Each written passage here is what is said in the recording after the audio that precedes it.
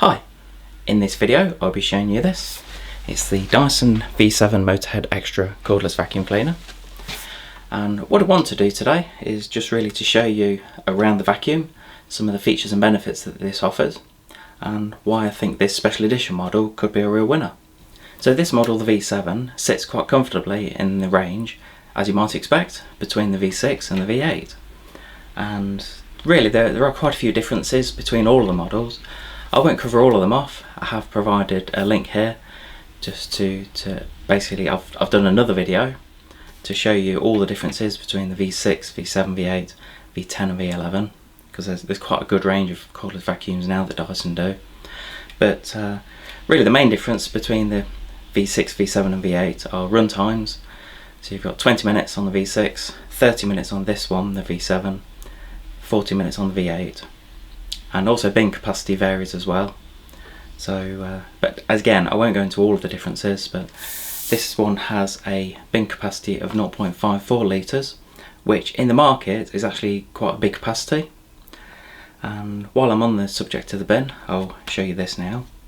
So to empty the bin on vacuum, first of all I do normally find it's easier to take the pole or the wand off. And to do that, all you do is you press the button here. And I'll just pop that to the side. And to empty the bin, all you do is just pull the handle on top.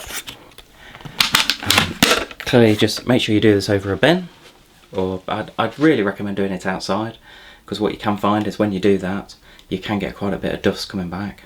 So really go to your outside bin to do it rather than your inside. What you'll also find is that when it comes to cleaning this, because after a time you will want to give it, you know, quite a good clean. For everyday use, what you can do is to actually take this out. So you've got a couple of buttons in here, press that and then that lifts out. And what you can also do is you can remove the bin. So this is really easy. You've just got a little switch at the bottom there, and then that all pulls out. So really, you know, within a minute we've got the majority of it apart. And really with this, I wouldn't recommend washing it, because as you can see here you have got connections and electrical connections, so just really get a damp cloth. And what you can find is that if you really want to give it a really good thorough clean, then I have provided a link up here to really to show you how to clean it properly. I won't go into it in too much detail, but I've done quite a long video on how to clean it properly, because what you will find over the time, even though you are keeping it clean, there are other ways of cleaning it and sort of getting into the inner housing here. But really for everyday use, that's really as much as you need to do. That just drops in like that. While we're talking about cleaning, you have also got a filter on top, and this is a universal filter. So it's one that Dyson have used for some time, and it's got a little picture of a tap on the side, and what that means is that you can wash this. So just rinse it under water, let it dry off completely. I do make sure I say that, because I've had people in a showroom before where they've washed the filter and they've not let it dry, put it back in the vacuum, and then it damages the vacuum because it's getting wet into the vacuum. So really what I would recommend is when you buy a vacuum like this, a V7 or any Dyson cordless vacuum, is to buy a spare filter.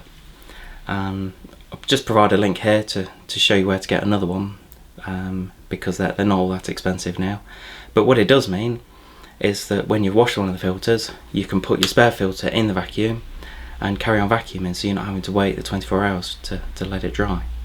But really once you've got that, then that just drops back in, and then you're ready to carry on vacuuming. Now, the same as majority of the Dyson vacuums, it is trigger based, and really the reason they stuck with this is because they claim that the run time is going to be longer, because you're not in theory wasting power when you're moving the vacuum round, and if you've got it switched on. So by having it trigger based, and it is just here, it's just really I find it an easier way of vacuuming. What you'll also find is that you've got a minimum and maximum setting. So really depending on how dirty the floor is, what you can find is that if you're on, say, a hard floor like tiled or laminate floor, you don't necessarily need the maximum suction. And as I mentioned earlier, this model has a maximum runtime of up to 30 minutes. If you have it on the minimum setting, and if you're using it on the tools, then, which I will cover in a minute, then you can find you can achieve around 30 minutes. If you're using the main motor head, then that can reduce the runtime. And also, if you're using the maximum setting, then that can reduce the runtime further. If you're using it as a main vacuum and on the maximum setting, then you can find you get around 10 minutes runtime. So it's just something to be aware of before you start the vacuuming. So I think one of the main reasons we do really well with the Dyson V7 is, apart from the price, is the weight. On this model you're looking around 2.3 kilograms, and if you're checking around across different models, then that's actually very lightweight for a cordless vacuum. And what you will find is that a lot of people do use it as a handheld to put the tools in here. And while I'm on the subject of the tools, this model, the Motorhead Extra, comes with quite a few accessories. We do have one of the other models, but really with this model, this is like a special edition model. And really what we find is that when Dyson bring out a different version of model, because you probably see they do things like the animals, the absolutes, the extras, there's so many different variants, and the main thing that varies across the range is, apart from the colour, because this is a really nice blue, the main other difference is the tools it comes with. So with this model, I'll just show you all the different tools it comes with. So this one is the soft dusting brush, and that's really good for delicate surfaces. So if you're in the kitchen, if you're doing, say, around the hob and you don't want to scratch it, then that's quite a good tool. On the other end of the scale, this one is called the stubborn dirt brush, and this one's got really stiff bristles, and that's very good. So a good example of this, I have used this at home myself, is that if you've got, say, like a dry, muddy footprint where the kids have come in, not taking the shoes off when they should, then if you really want to sort of get into the carpet, then that's one that works really well.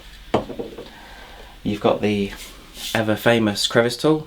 This is pretty much standard with, I'd say, really all Dyson cordless vacuums, and does what it says on the tin. It's just a nice thin end, so if you need to get, say, down the side of the sofa or in your car, then that's really the one to use. And this one again is fairly standard across most models. This is called the combination tool, and what you do here is you've got the upholstery tool as standard, and then you've got this, so you just push that up, and then you've got a softer brush at the end.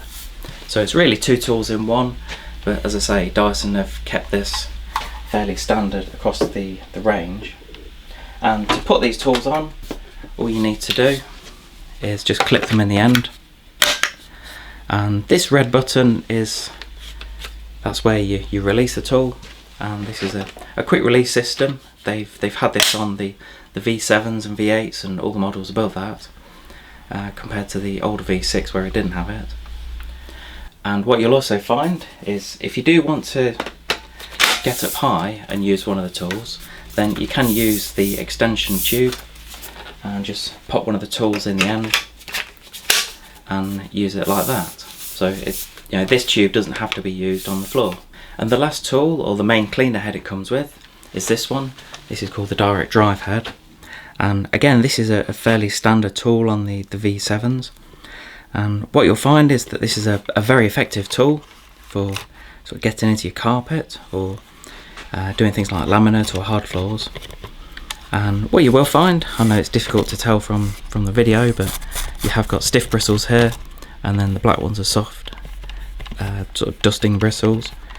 And to clean this, it is very easy to maintain. All you need to do is get a coin and just pop it in the side and turn it, and then what you'll find is that the brush will come out, and it's just a nice simple design, and then you just pop it back in, pop the coin in, and then you're ready to go. Clearly at some point you are going to need to charge the vacuum, and this is the charger it comes with. It is a fairly standard charger that Dyson do, and you've got different options. You can either plug it into the back like that and just have it sat either on the floor or on a table nearby. But what Dyson have done with this model, and it's not with all Dyson V7 models, but with this one it does come with a wall mount. So I would recommend before you buy each Dyson model to just check to make sure they come with the accessories that you want. And what you can do is you just put that in there, and that sits really nicely on the bracket. These are really easy to put up. You just got a couple of screws, and it's a simple process to pop it on the wall, and that can sit comfortably in the bracket. And then to take it off, you just push it up and then lift it out. The ideal scenario is that you have got a mains plug nearby. If you have, then I would recommend mounting this actually into the bracket, because what you can do is when you put the vacuum into the bracket, then it will charge it as well. And that's really the ideal solution, because it just means when you put it back, when you come to use it next time, it's fully charged. What you've also got at the bottom is you have got storage capability for 2 tools. So 2 of the tools you can just slot in there, and it's again a simple design, but it can save having to store them elsewhere. Although with this model you do get the 4 tools, and you've only got space for 2 on here, but it's better than nothing. So really this video was about showing you some of the features and benefits that this model offers. If you do want to see it in action or against some of the other Dyson models, then I have provided a link here to show you against really the whole range, as like how they perform and the differences between all the models. But I hope you enjoyed this video on the Dyson V7 Motorhead Extra cordless vacuum cleaner. Please give us a thumbs up on a YouTube video, leave any comments below whether they're good or bad, or anything else you'd like me to record. If you are thinking of purchasing one of these, then I've provided a link below to show you where to get one at a competitive price, because on the whole with this model, if you do see it in the market, then it should be a very good price, because it's not one of the mainstream models. But anyway, thanks for watching.